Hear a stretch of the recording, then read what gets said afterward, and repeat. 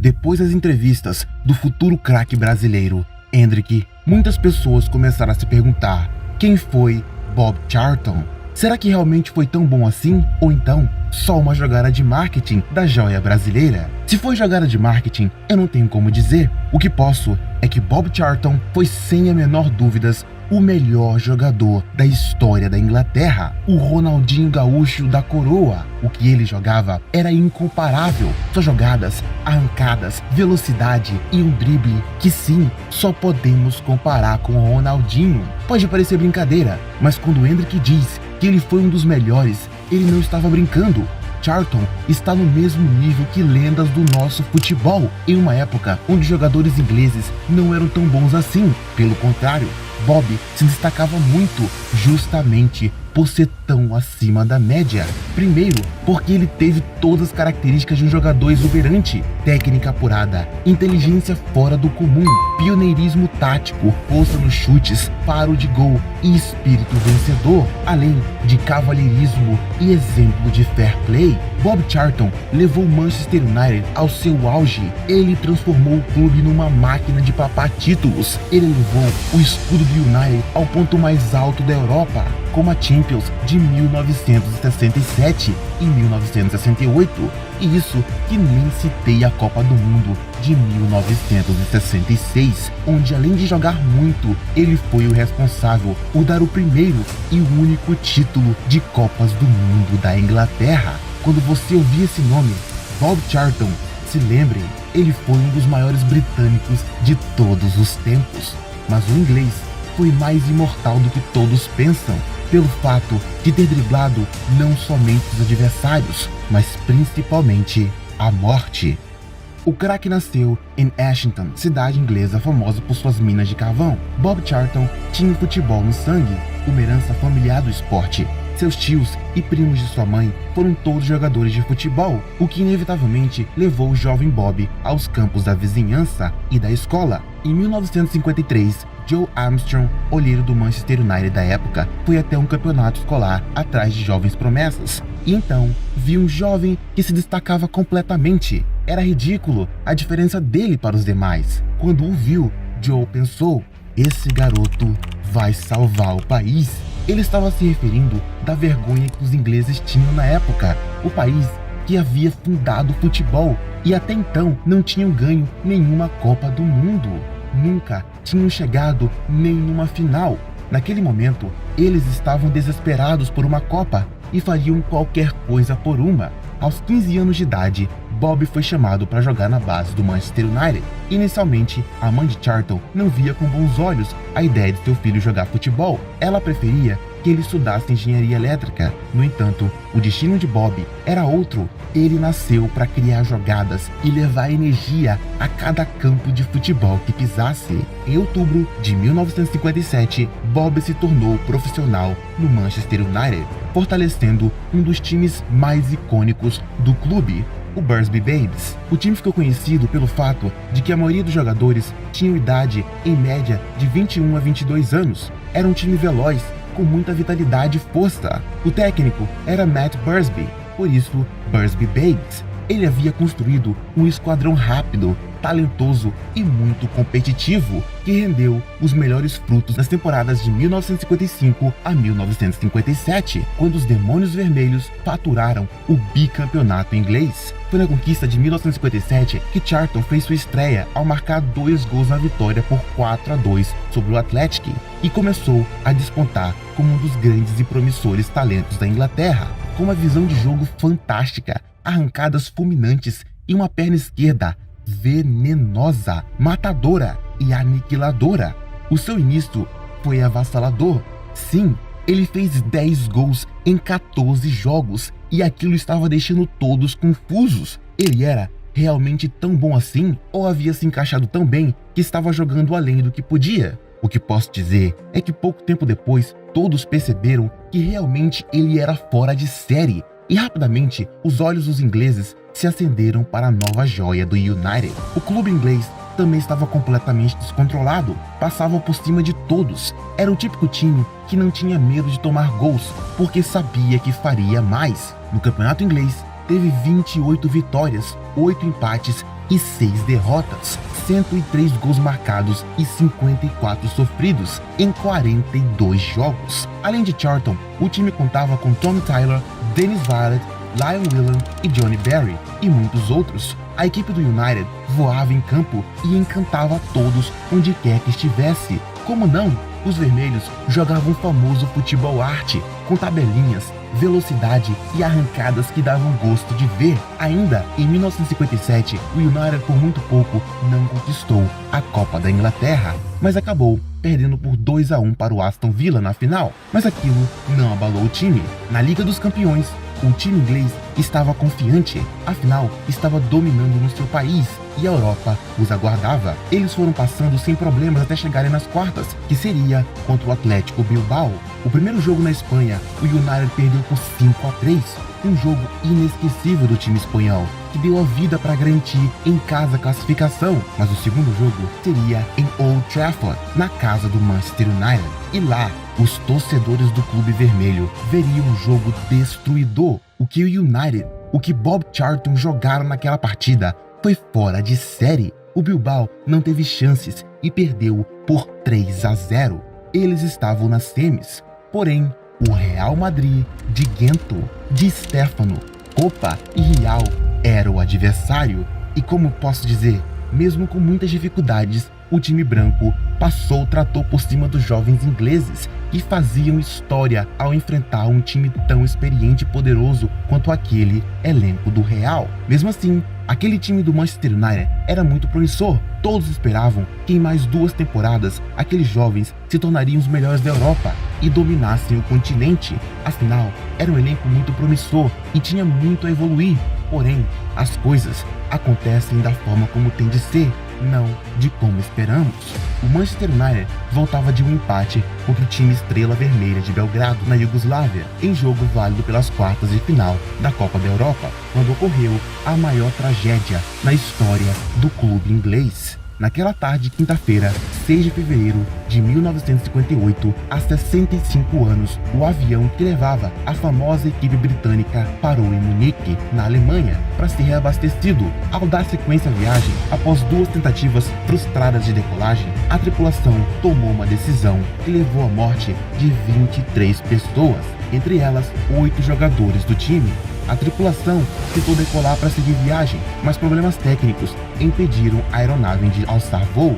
Naquela altura, começou a nevar pesadamente na cidade alemã e parecia bastante improvável que houvesse uma nova tentativa de decolagem. Os passageiros voltaram ao salão do aeroporto e o zagueiro Duncan Edwards chegou a mandar um telegrama para casa avisando que só chegaria no dia seguinte.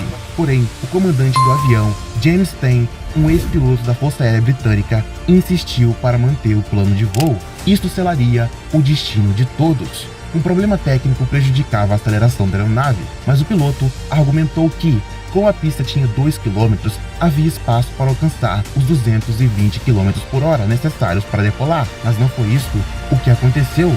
O bimotor não atingiu a velocidade necessária e, em seguida, perdeu velocidade. Como eles haviam passado do ponto onde era possível abortar a decolagem, o copiloto apenas gritou: "Cristo, não vamos conseguir." Foi quando houve a colisão. O airspeed bateu em uma cerca do aeroporto, atravessou uma rua e perdeu uma asa, que se chocara em uma casa onde moravam 6 pessoas. Todas sobreviveram. Enquanto chamas consumiam o avião, alguns ocupantes tentavam se salvar ou ajudar outros, enquanto vítimas fatais podiam ser vistas dentro e fora da cabine. Dos 44 ocupantes da aeronave, 20 morreram na hora e outros 3 sucumbiram dias depois. O goleiro Harry Gregg conseguiu sair dos destroços vivos, mas viu seus companheiros e tomou uma decisão que salvaria mais 4 pessoas. Eu, de alguma forma, achei coragem para subir de novo nos destroços do avião em chamas, apesar de ouvir o capitão James Stein gritar: "Corra, idiota, vai explodir!" Consegui tirar um bebê e depois uma criança. Puxei Bob Charlton e Dennis Viollet e os arrastei por cerca de 20 metros na neve. Matt Bursby estava passando a mão no peito e gemendo: minhas pernas, minhas pernas." Aí eu percebi que os Bursby Babies não existiam mais. O acidente abalou o mundo e marcou o fim dos Bursby Babies, que teriam alcançado muito mais conquistas se não fosse por aquela tragédia. Bob Charlton ficou profundamente abalado pelo que aconteceu ali, mas, ao contrário de seus colegas, Johnny Berry e Jack Blanchflower não desistiu da carreira.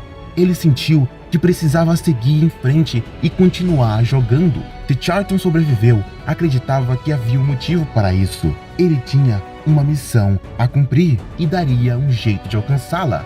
Após os traumas e os momentos difíceis que seguiram o acidente, o técnico Matt Busby começou a reconstruir o abalado elenco do United, com Bob Charlton como a peça central da equipe. As jogadas ofensivas passariam pelos pés do jovem, ora pela esquerda, ora pelo meio de campo. Charlton se tornou um dos primeiros centroavantes da história a recuar para buscar a bola e controlar o jogo, quase como meio armador. Seu talento em campo era tão impressionante que parecia flutuar sobre o gramado, arrancando suspiros à torcida, com lances brilhantes e gols espetaculares. Em 1958, Charlton viveu dois momentos marcantes que o ajudaram a esquecer, pelo menos por um instante, a tragédia de Munique. O primeiro foi sua estreia pela seleção da Inglaterra, com um gol na vitória por 4-0 sobre a Escócia. Sua excelente performance nesse jogo lhe garantiu uma convocação para a Copa do Mundo da Suécia, que ele acompanhou do banco de reservas. Já na Copa do Mundo do Chile, em 1962, Charlton virou titular marcando seu primeiro gol na vitória por 3-1 sobre a Argentina. Mas nas quartas, o time inglês enfrentaria o Brasil de Garrincha, que não deu chances para eles. Venceu por 3-1. Mesmo assim, Bob ganhava cada vez mais admiração dos ingleses. Ele estava jogando muito e mesmo depois da tragédia de avião, ele continuava firme em busca de títulos para sua seleção. Ele era um exemplo de força e determinação. Ele queria ser aquilo. Depois de tudo isso, em 1963, finalmente o United ganhava novamente um título, a Copa da Inglaterra, em cima do Leicester City. Na temporada de 1964 e 65, o clube inglês voltou a ganhar o campeonato nacional com uma nova safra de jogadores que ajudaram Charlton a chegar a mais uma vez no topo da liga e fizeram o United tão forte quanto antes. Naquele ano, a imprensa e torcida se encheram de brilho nos olhos com as apresentações irrepreensíveis do trio Denis Law, Bob Charlton e George Best. Os três formavam o trio de ataque mais temido da Europa na época. Eram muito bons. O título inglês veio junto com o caneco da Supercopa da Inglaterra, quando a equipe dividiu a conquista com o Liverpool, após empate em 2-2. No campeonato nacional, o Leeds também fizeram a mesma pontuação do United, porém, o Manchester levantou o caneco pois tinha um saldo de gols muito melhor. O Manchester ganhou o direito de disputar a Liga dos Campeões da UEFA de 1965-66. O United chegou forte na Champions e até despachou o Benfica de Eusébio, mas foram embora para o Partizan da Iugoslávia. Mas em 1966 seria o ano da Copa do Mundo na Inglaterra e todos esperavam muito de Charlton e da seleção inglesa. Afinal, eles tinham inventado futebol e Charlton estava no seu auge, jogava como poucos, além de jogar ao lado de jogadores como Bob Moore e Jack Charlton, zagueiro e irmão de Bob. O time inglês começou mal, empate em 0-0 contra o Uruguai, mas nos jogos seguintes a seleção foi se soltando mais e mais. Conseguia implementar seu futebol bonito e coletivo. Venceram a Argentina por 1-0 em jogo duro em Wembley.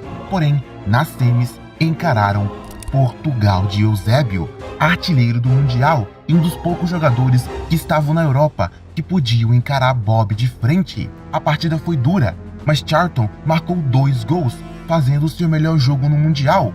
Eusébio descontou para Portugal. Mesmo assim, o time inglês avançou para a final contra a Alemanha. Na final, Charlton encararia a jovem promessa alemã Franz Beckenbauer, que foi o responsável por marcar Bob e não o deixou jogar.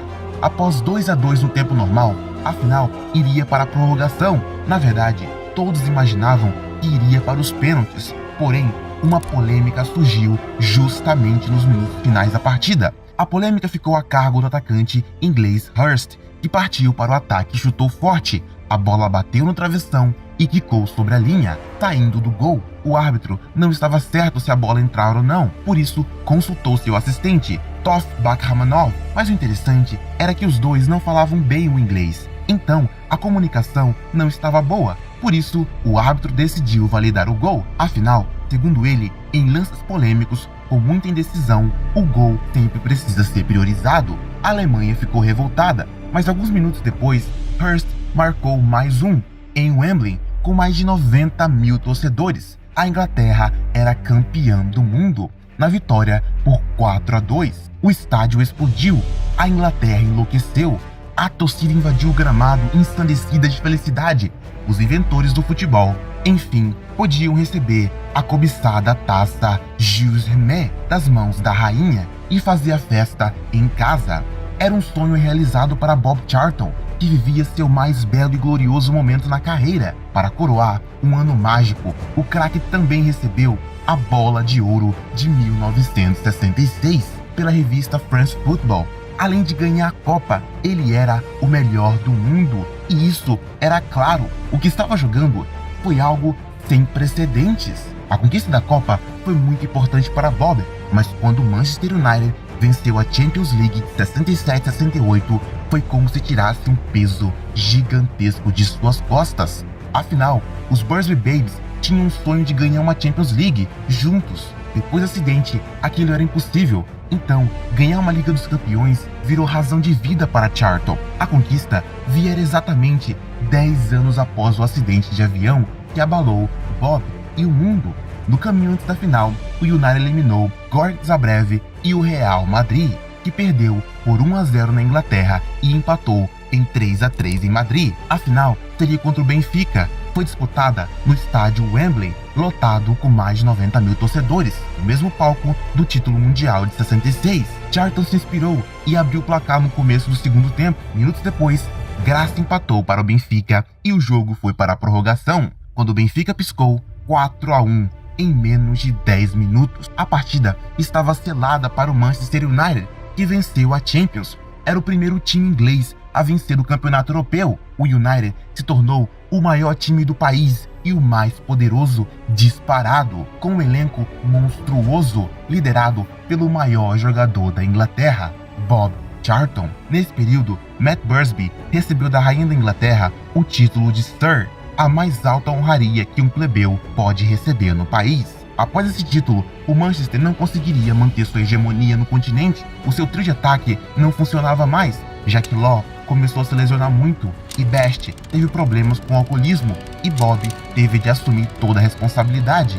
Para piorar, o técnico Matt Busby deixou o comando da equipe em 1969 e o esquadrão de Old Trafford deixou de existir. Mesmo sem perspectivas por seu clube, Charlton conseguiu disputar mais uma Copa do Mundo em 1970, no México, aos 32 anos. Jogando mais pela direita, o craque perdia um pouco a faceta ofensiva de antes, mas ainda era o principal responsável pelas ações de ataque da seleção do seu país, que era quase a mesma de 66. Na fase de grupos, jogaço contra o Brasil de Jairzinho, Pelé, Rivelino, Tostão e Gerson e muitas outras lendas do futebol brasileiro. O time inglês fez jogo duro, mas perdeu de 1-0.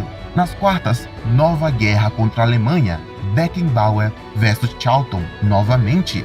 A Inglaterra saiu na frente com 2 gols. Como na Copa de 66, o técnico alemão pediu para Beckenbauer apenas marcar Bob Charlton, mas após aqueles 2 gols, o craque da Alemanha se recusou apenas a continuar na marcação, se mandou para o ataque e disse para os zagueiros se virarem com Bob. Essa decisão resultou em uma das viradas mais épicas da história. No minuto 24 do segundo tempo, Beckenbauer marcou o primeiro gol da Alemanha. O técnico da Inglaterra preferiu manter o 2-1 e sacou Bob Charlton, colocando mais um defensor, mas a Alemanha, mesmo assim, conseguiu o empate, levando à prorrogação, e lá marcou mais um, eliminando a campeã do mundo da Copa anterior.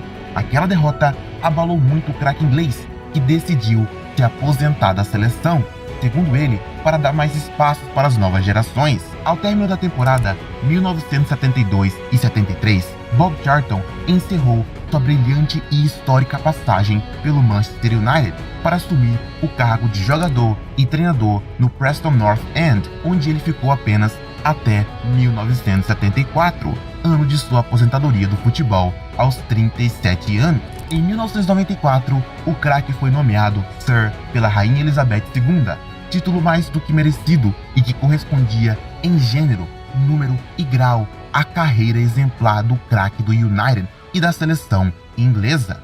Esse foi Bob Charlton, um dos maiores da história, o maior da Inglaterra.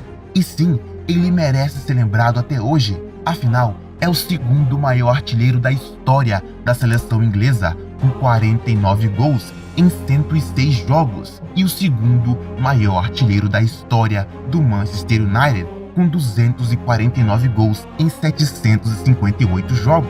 Um jogador lendário, fora de série, que fez o mundo se lembrar de como alguém pode ser gigantesco. Ele transformava passes em poesia. Seus dribles foram responsáveis por apelidar o estádio do Manchester United de Teatro dos Sonhos, porque todos sabiam que ali magias lindas aconteciam, porque ali todos sabiam que Bob Charlton desfilava seu futebol, um gênio que até hoje influencia jovens jogadores e atletas no mundo inteiro, um craque imortal do futebol mundial. Muito obrigado a todos que comentam nos vídeos, ajuda muito a eu sempre trazer cada vez mais conteúdos para vocês. E se gostou do vídeo, se inscreva e deixe seu like. Muito obrigado a todos, fui!